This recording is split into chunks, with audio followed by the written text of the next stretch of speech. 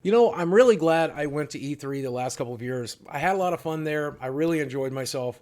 But I got a feeling after this video, E3 is never going to be the same again. I do hope I'm wrong, and I plan to be there for 2020 when they drop the new Xbox, they drop the new PlayStation. I want to get a hands-on experience with those. But at the end of the day, I think this decision that the folks over the USA have made is going to change E3 for the worst. And let me explain why. So way back in the ancient year of 1995, E3 used to be a trade show where you would get retailers such as Walmart and Target and Sears and Kmart to come in and check out your latest video games peripherals, and try to get them to purchase that stuff to sell it in the store. It was never really about the public back then. It was just about getting businessmen in suits to come try your games to see whether or not they think they could sell them at their store, and if they could, buy a whole pallet.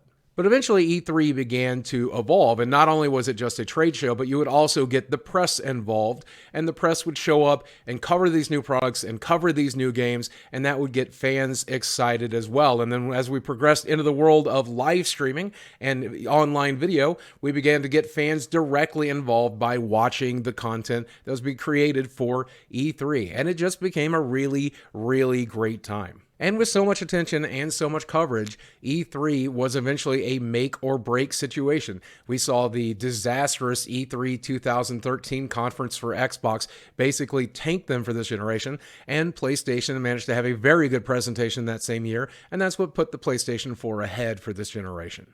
But in the last few years, we've seen the power of E3 dwindle to near nothing. And it's because companies have realized in an online age, they no longer need E3 as a way to boost their information. They can go direct to consumer by doing their own live streams or doing their own online videos, knowing that YouTubers and the press is going to cover it anyway and signal boost for them.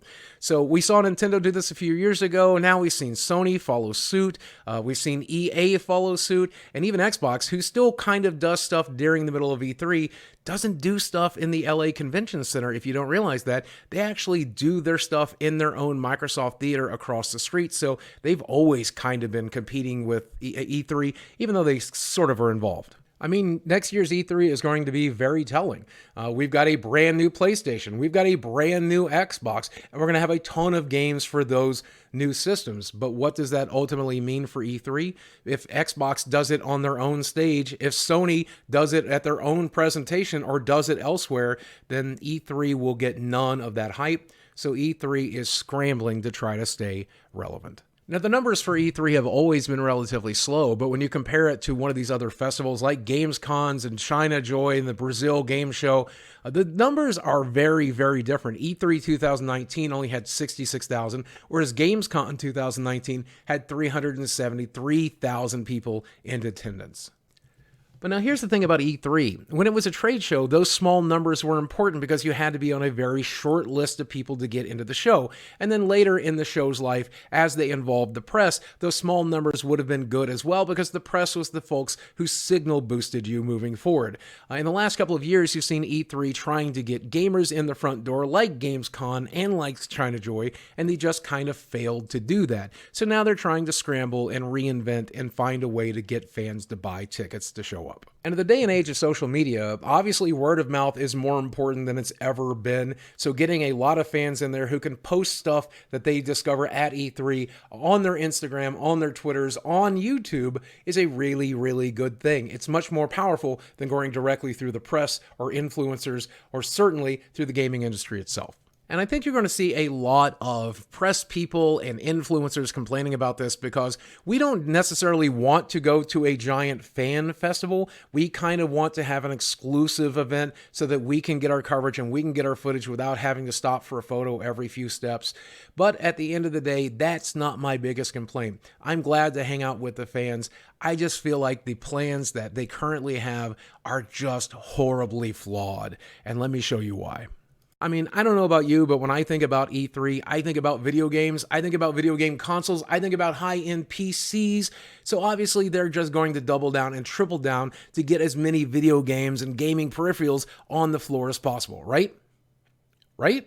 Wrong. Instead, they are focusing on the power of social good, because that's what I think of when I think of E3 video game show. I think of the power of social good.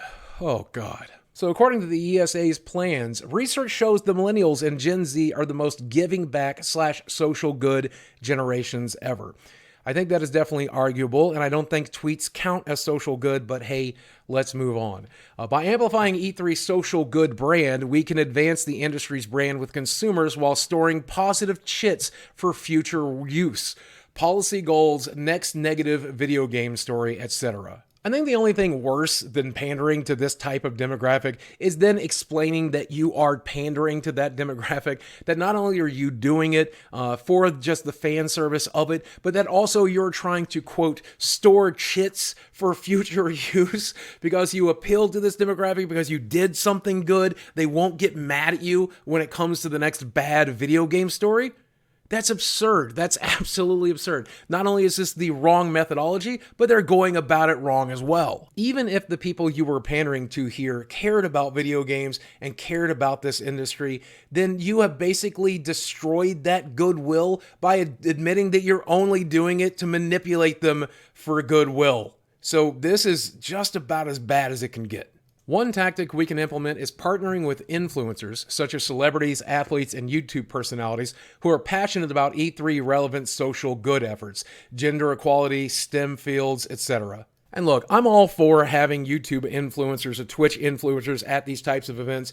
Getting Ninja and Marshmello to have a Fortnite tournament at E3 2018 was just a really smart decision because that was a decision based on video games and it wasn't about social good. Social good is a completely separate topic to video games. E3 should not be about social good. It should be about video games. I mean, nobody really likes to watch celebrities at these big events playing video games poorly, but occasionally you will get one of those cool Keanu moments, and that's obviously what has inspired this. They're wanting to get one of those really cool Keanu moments, but for every Keanu moment, there's 1,000 Snoop Dogs running back and forth into a wall at E3 that nobody wants to see. And look, I'm not making an argument against social good. I love it when a YouTuber like Jacksepticeye or PewDiePie raises money for charity and does the right thing. I just don't know what E3 has to do with that other than pandering. And I certainly don't need Anita Sarkeesian at E3 telling me why Miss Pac-Man is homophobic.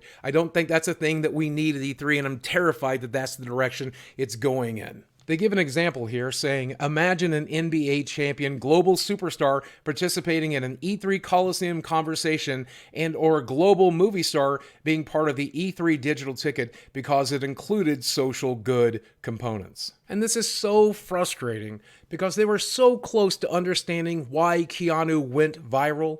It's not because Keanu was there for social good. It's not like he was on there talking to us about how puppies get slapped around or how Mrs. Pac-Man is getting beat by Pac-Man. No, none of that was there. It was because he was passionate about the video game he was appearing in, and the fans are passionate about that video game. It has to do with video games, not social good. Keanu did not mention social good at any point. And don't get me wrong, Keanu Reeves does a tremendous amount of social good, but that's not what E3 is for. E3 is not for social good. E3 is for video games, and that's why this moment was so genuine and so viral, because you could tell he loved being there, he loved the fans, and he loved the game he was working with. E3 has stated that they want to be more like Gamescom. They want to be a big fan festival and they want to get more people through the door. And in order to do that, they're going to have to be more like Gamescom. It has nothing to do with social media. Gamescom is absolutely about video games, not social good. So E3 needs to get back to the video games. Because, let's face it, at the end of the day, I know a lot of us really enjoyed E3 being a very small event, and I think a lot of you enjoyed E3 being broadcast into your home so you could watch the content there. But it would be kind of nice to have a very cool, large American festival that a lot of fans and a lot of influencers and a lot of press and sure, celebrities show up to as well. So rebranding E3 to invite more fans is not a bad decision. I just think the decision to base that off of social good is absurd. I mean, I don't want to quote Jeremy Hambley here and say, get woke, go broke. I don't necessarily think that's always true, but I think in this case it might be. There's absolutely nothing wrong with inviting more fans to the event, and there's absolutely nothing wrong with inviting more celebrities and more influencers. But if there are not video games to talk about, then there's no reason for any of those people to be there. So they really need to make an effort to win back the big companies and get them to come talk about video games at E3, buy booth space. That's the real purpose. And I don't think social good is a way to get the fans there, and I definitely don't think it's a way to get the companies there. I think it'll please the press, but at the end of the day, the press is no longer what sells video games. You and I do. The people watching this right now are word of mouth. That's what sells video games, and what we care about is not social good. We care about video games. And don't get me wrong here, I do think there is room for E3 for social good. And I think gamers do care about social good almost as much as they care about video games. But I think video games needs to be the foundation of E3. Social good can be a secondary objective, but I don't even think it should be that. Let the gamers and let the video games industry take care of that stuff, and let E3 be about the video games. Guys, this is just one man's opinion. I could be wrong. If I am, let me know in the comments section below. While you're down there, drop a like on this video. If you're not subscribed, I would love it if you were. So hit that subscription button and hit that notification bell if you want to see videos like this in the future. Guys, as always, thanks for watching. I love you very much, and I'll speak with you again soon.